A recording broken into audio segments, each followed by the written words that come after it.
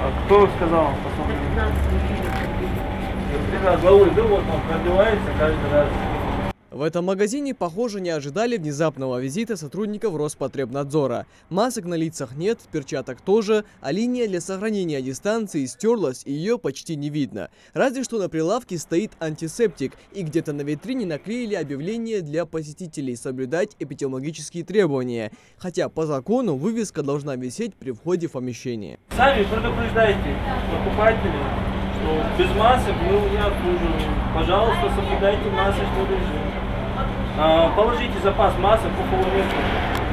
Дайте им, да, пускай обрабатывают антисептиком. Вот эти все требования в обязательном порядке. Да, очень напряженная ситуация. Болезнь никуда не делась, только прогрессирует. Пока весь остальной мир до сих пор борется с опасным вирусом, в Ингушетии население, наоборот, расслабилось, говорят в Роспотребнадзоре. Многие владельцы торговых точек перестали соблюдать санитарные меры, хотя вирус никуда не делся и все еще среди нас. Некоторые, как в этом кафе, завидев участников рейда, даже не хотят выходить на контакт, учитывая, что нарушение санитарных требований тут налицо. Жди на месте. Шубли санитарные книжки жди.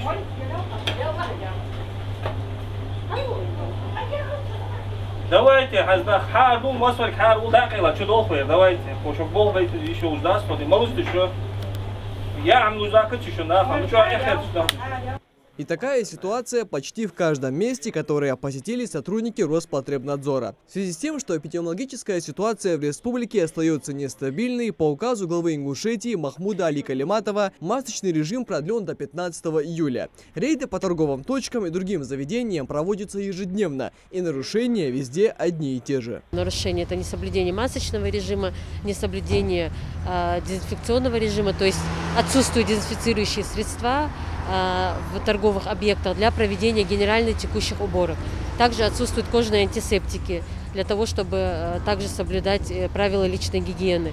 И, конечно же, по остальным требованиям, это технология приготовления блюд, наличие санитарных книжек и так далее. Такие нарушения мы тоже выявили. Поводом для таких серьезных проверок служит тот факт, что на территории России зарегистрированы 4 новых штамма коронавируса. Это британский, южноафриканский, бразильский и самый опасный индийский, которые еще называют дельта-штаммом. Если обычным ковидом болели люди старшего возраста, то этот вид вируса атакует более молодое поколение. Он не вызвал резкий рост числа заболевших. Мы видим, что ситуация осложняется.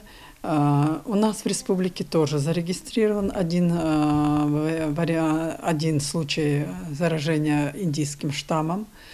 Но мы видим, что у нас в республике заболевшие переносят в легкой форме. Ковид болели люди обычным ковидом. У нас болели люди в основном по нашей республике старше 60 лет.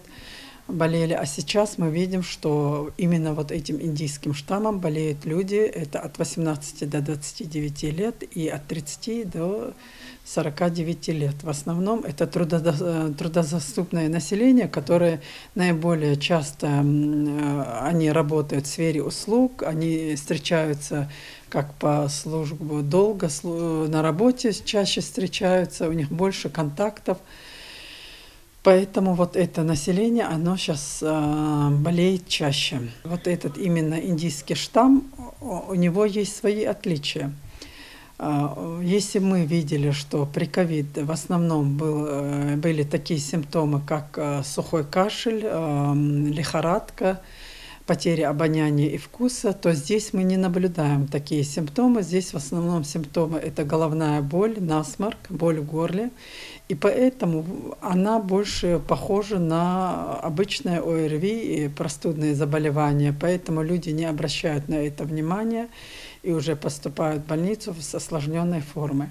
По словам специалистов, пути передачи новых штаммов вируса от человека к человеку остаются неизменными. Даже те, кто переболели, могут заразиться повторно, и неизвестно, в какой форме на этот раз будет протекать болезнь. Чтобы избежать тяжелых последствий, врачи, как и раньше, советуют придерживаться правил и начать носить средства индивидуальной защиты уже сейчас. Микаил Тангиев, Магомед Дидигов, Новости 24.